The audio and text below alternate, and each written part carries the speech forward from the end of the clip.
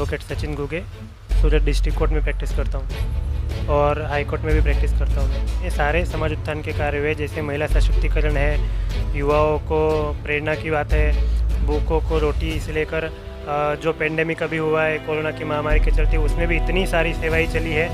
कई सालों से, लगभग 40 सालों से इतनी सारी समाज उत्थान की सेवाएं की गई है। सेवाओं को देखते अगर बात की जाए तो उनको तो बेल मिलनी चाहिए, क्योंकि सेवा के बेस पे ही सलमान खान को भी मिली थी कि तो फिर आश्रम बापू को नहीं मिला, ऐसा क्यों? लीगली भी अगर बात करें हम तो ड्यू टू पेंडेमिक बहुत सारे लोगों को जो है जैसे जिनको सज़ा पड़ गई है तो उनको भी दी है, या जिसकी उम्र है उनको भी इंटरिम पैरोल दी हुई है, उनको बेल दे देनी चाहिए। इसलिए क्योंकि इंटरिम पैरोल, फरलो जिसे कहते हैं, वो तो सारे ही आरोपियों के अधिकार होते हैं, लेकिन जहाँ तक मुझे पता है क्रिमिनल प्रैक्टिस के तौर पर तो उनको 15-15 दिन की तो पैरोल मिलनी ही चाहिए। हाँ, मानवता के नाते देखा जाए तो भी उनको बेल मिलनी चाहिए।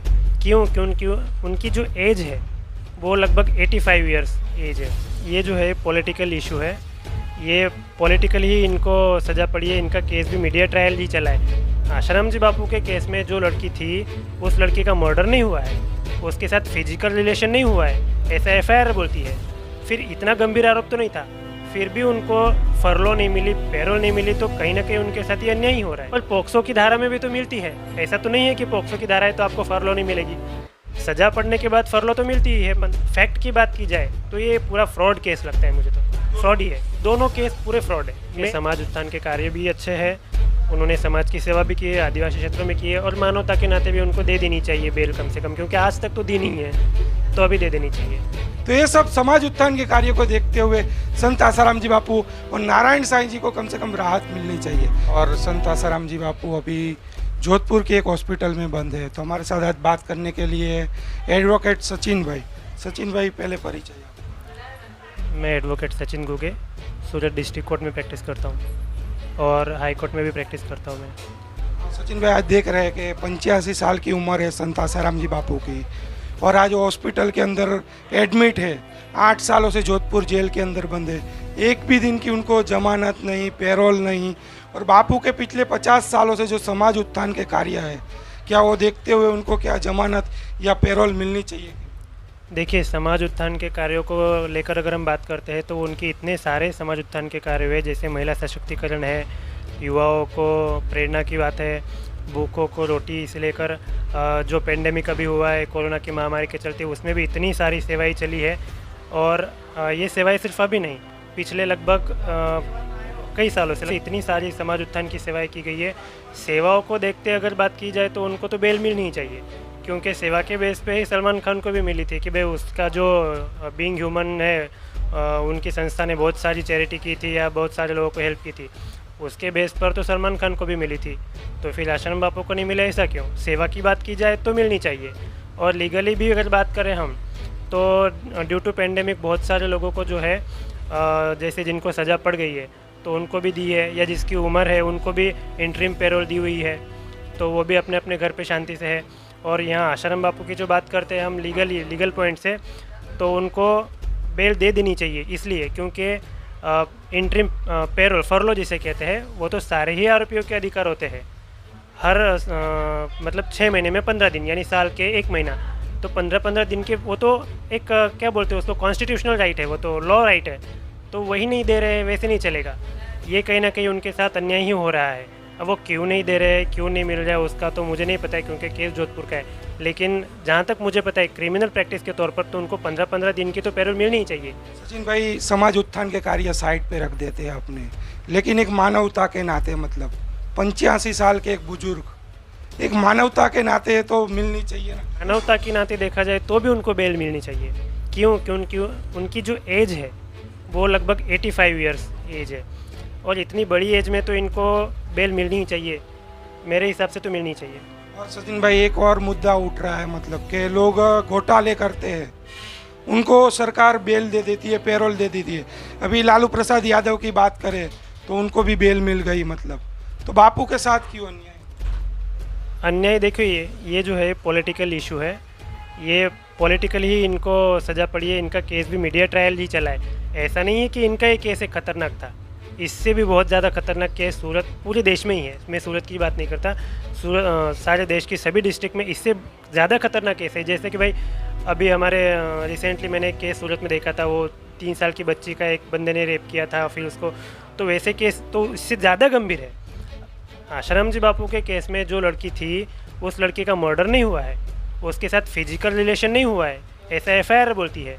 फिर इतना गंभीर आरोप तो नहीं था, फिर भी उनको फरलो नहीं मिली, पैरोल नहीं मिली, तो कहीं ना कहीं उनके साथ ये अन्याय ही हो रहा है। क्या ये पोस्को की धारा है वो कारण हो सकता है?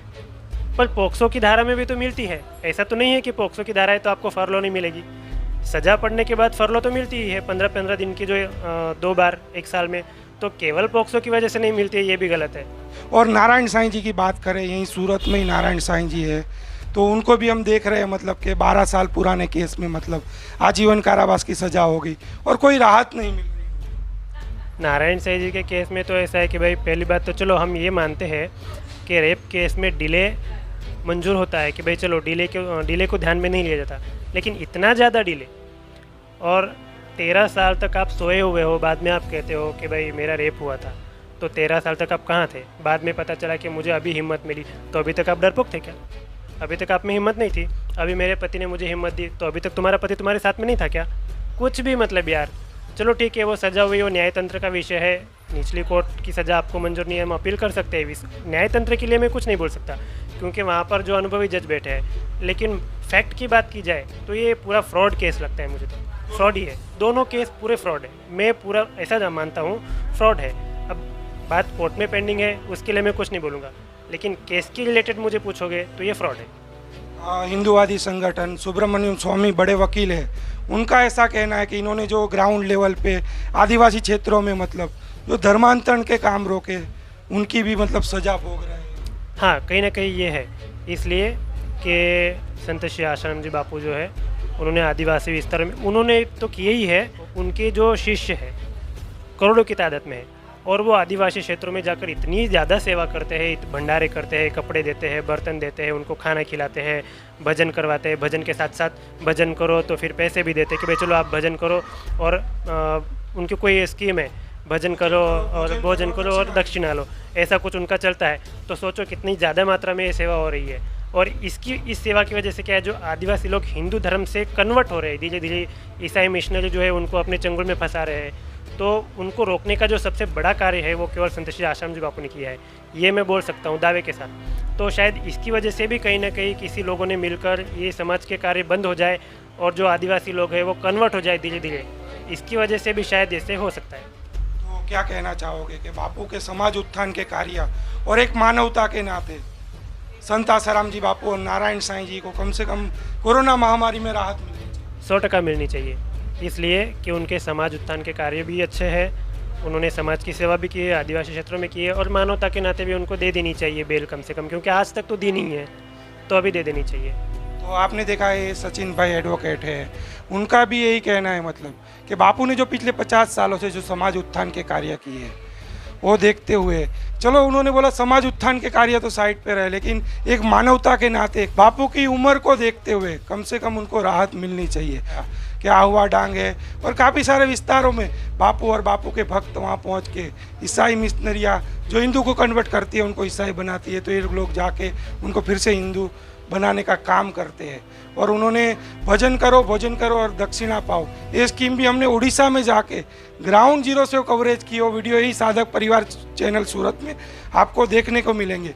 तो ये सब समाज उत्थान के कार्य को देखते हुए संत आसाराम जी बापू और नारायण साईं जी को कम से कम राहत मिलनी चाहिए। कैमरा मैन नंदिनी के साथ नीलेश ठक्कर, सूरत से रफ्तार न्यूज़।